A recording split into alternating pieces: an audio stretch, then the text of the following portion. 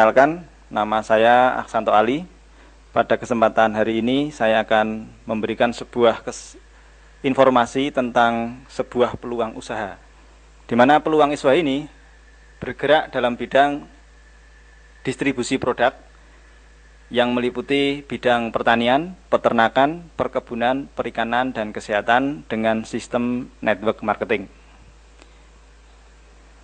Nah, usaha ini dapat Anda jalankan dengan sistem paruh waktu, sehingga tidak perlu meninggalkan pekerjaan yang sudah Anda tekuni.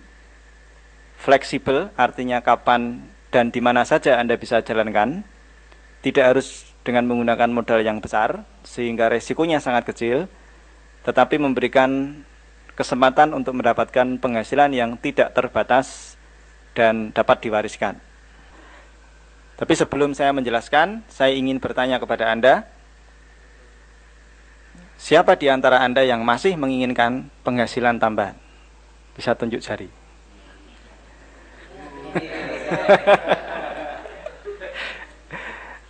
Saya yakin di antara kita semua pasti masih menginginkan penghasilan. Yang menjadi pertanyaan adalah penghasilan tambahan seperti apa yang Anda inginkan. Nah, sebelum saya membahas tentang lebih lanjut tentang penghasilan, sepertinya sangat penting sekali kita semuanya mengetahui sifat dari sebuah penghasilan. Nah, sifat penghasilan ini dibagi menjadi dua. Berdasarkan cara bagaimana seseorang mendapatkan penghasilan itu dibagi menjadi dua, yaitu penghasilan yang bersifat aktif dan penghasilan yang bersifat pasif, atau sering kita namakan active income dan passive income. Nah, ciri-ciri penghasilan yang bersifat aktif atau active income adalah saat aktif bekerja, dia dapat uang, dan saat tidak aktif bekerja, dia tidak dapat uang. Konsekuensinya, kalau ingin uang, maka dia harus kerja terus. Ya. Sebagai contoh, penghasilan active income adalah seseorang yang bekerja atau berstatus sebagai seorang karyawan. Apakah dia sebagai seorang pegawai negeri atau pegawai swasta. Gaji itu, atau penghasilan itu, kita akan dapat manakala status kita masih karyawan atau pegawai.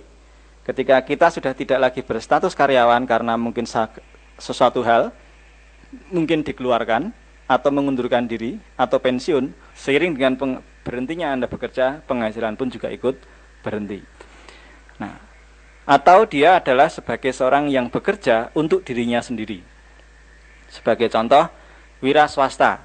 Nah, seorang pedagang sayuran misalkan, ketika dia berdagang dapat penghasilan. Tetapi kalau dia pulang ke rumah, penghasilan juga berhenti karena tidak melakukan aktivitas penjualan. Seorang dokter, ketika dia buka praktek, dia akan menerima pasien dan akan mengeluarkan resep, dan pasien akan membayar dokter tersebut. Tetapi ketika dokter itu pulang ke rumah, tidak melakukan aktivitas seperti profesinya sebagai seorang dokter, maka penghasilan itu pun berhenti. Artinya kalau dokter itu sakit, opname, ya berhenti penghasilan. Ya. Kemudian seorang insinyur misalkan, dia memborong pekerjaan, tapi kalau proyeknya tidak ada, ya dia tidak dapat penghasilan. Jadi penghasilan active income di sini ada dua, yaitu penghasilan orang yang bekerja untuk orang lain, atau seseorang yang bekerja untuk dirinya sendiri. Nah, ciri-cirinya jelas, kalau dia berhenti bekerja lalu penghasilan berhenti, berarti itu adalah penghasilan yang bersifat active income. Nah, ciri yang berikutnya, orang-orang yang bergerak di active income ini biasanya lebih menekankan kepada faktor keamanan, tetapi tidak memiliki kebebasan. Ya, tidak ada kan pegawai negeri yang memiliki kebebasan. Saya mau masuk jam 3 sore aja lah, nanti jam 4 pulang, tidak ada. Misalkan, lah Mas kalau wira swasta kan bebas, mau jualan sore hari, mau pagi hari, mau sore hari, ya bebas. Tetapi ada konsekuensinya. Kalau nggak kerja nggak dapat penghasilan, ya jadi nggak bebas, ya kan? Bebas tapi kalau penghasilannya nambah, nah itu nggak apa-apa. Itu dapat dikatakan bebas dalam arti yang sebenarnya. Jadi yang berikutnya adalah biasanya mereka membarterkan waktu dengan uang. Ya, seperti seorang pegawai atau karyawan. Itu kan sebenarnya dia membarterkan waktu dengan uang. Karena apa? Bekerja jam 8 sampai jam 4 sore selama 30 hari atau 25 hari kerja. dan dia mendapatkan gaji bulanan. Itu pun juga sebenarnya membarterkan waktu. Nyatanya apa? Kalau lembur ditambah penghasilannya, ya enggak? Nah, lemburnya 1 jam berapa? Nah, apakah seseorang mau lembur 10 jam? Kan tidak mungkin. Ya. Sebesar-besarnya tarif dia per jam, tetapi dia tidak bisa mengubah dunia menjadi 1 hari 30 jam.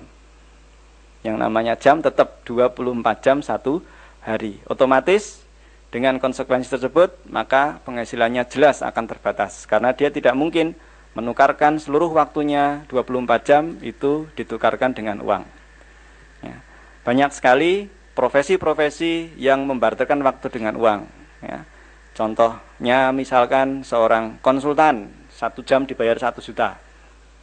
Misalkan saja. Walaupun sebesar apapun, tetapi tetap yang namanya dia tidak mungkin menukarkan 24 jam seluruhnya dengan uang 1 jam. Apalagi yang hanya profesi sebagai seorang tukang pijat atau tukang batu yang hanya diberi upah 1 jam, misalkan 10.000. Ya. Jadi penghasilannya sangat terbatas sekali. Kemudian kita lihat yang passive income.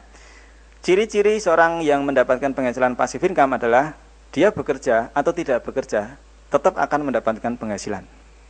Ya, contohnya adalah seandainya Anda memiliki rumah yang Anda kontrakkan, pada saat Anda membangun rumah, sebenarnya Anda telah bekerja, membangun, mengeluarkan dana investasi waktu, tetapi pada saat Anda membangun, Anda tidak mendapatkan income dari rumah Anda.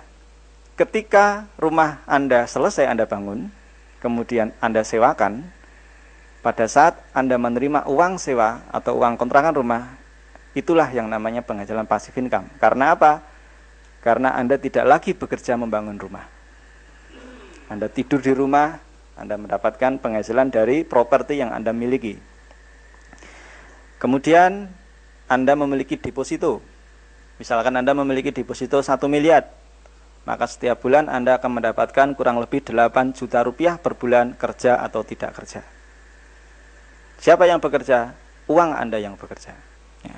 Kemudian dia memiliki kebebasan waktu. Karena salah satu ciri orang yang mendapatkan passive income, ya, keinginannya dengan kebebasan waktunya, dia memiliki waktu untuk berinvestasi lagi.